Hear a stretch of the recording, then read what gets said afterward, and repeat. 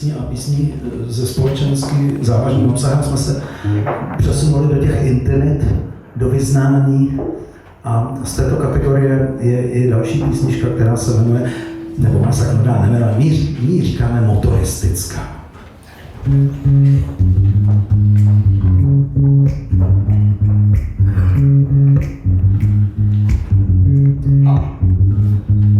Koupil jsem si další auto, mám jich celkem 5, abych tě směl povozit, za to dal bych celý svět.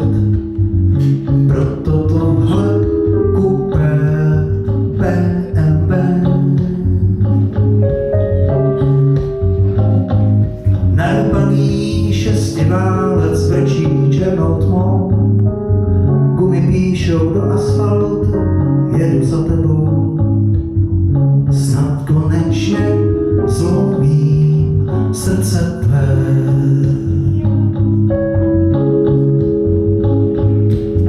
Cítil jsem se poníženě, jak spráskanej pes, když mi volal s teparákem, chci jít můj Mercedes. Na Porsche ti zase vadí tuhý podvozek, trancátu a zadkem hází a tak máš na mě vztek, že ti to zas časy odlepí.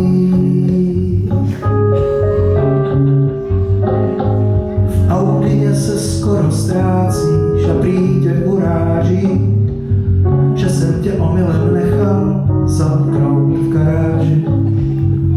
Pak si měla výraz sveřepý.